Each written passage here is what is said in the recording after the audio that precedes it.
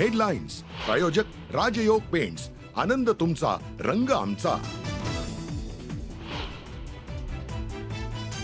ध्वनी प्रदूषणाची तक्रार केली म्हणून महिला वकिलाला बेदम मारहाण. बीडमधील अंबाजोगाईच्या सेनगावातील धक्कादायक घटना. सरपंचासह 10 जणांविरोधात गुन्हा दाखल. आरोपी मात्र मोकाटच. महिला आयोगाकडून याची दखल. नॅशनल हेराल्ड प्रकरणी पुण्यामध्ये भाजप आक्रमक. काँग्रेस भवनासमोर आंदोलन. काँग्रेस कार्यकर्ते लाठ्या काठ्या घेऊन तयार.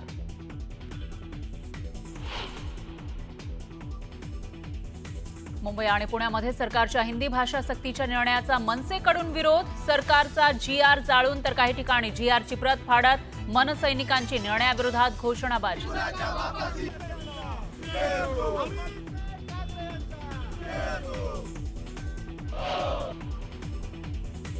अभ्यासक्रमातील हिंदीला विरोध केल्यानं राज ठाकरेंविरोधात गुणरत्न सदावर्ते आक्रमक. शिवाजी पार्क पोलीस स्टेशन मध्ये दिली तक्रार.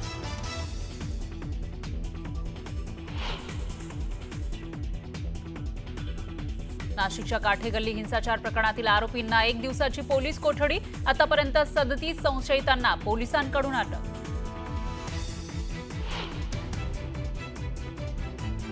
विडवलकर हत्या प्रकरणामध्ये वैभव नाईक यांना 2 वर्षांपूर्वी हे कळालं होतं. मग तेव्हा का आवाज उठवला नाही? निलेश राणेंचा सवाल.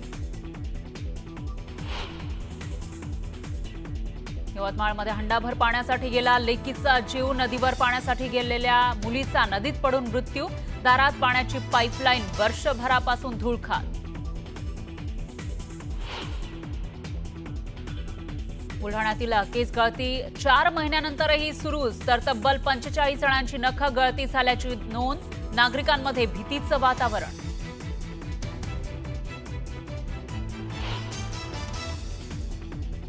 साखरपुड्यात होणाऱ्या पत्नीनं प्रियकराला मारली मिठी. घटनेनंतर तरुणी ब्लॅकमेल करत असल्यानं नाशिकमधील आयकर अधिकाऱ्याची आत्महत्या.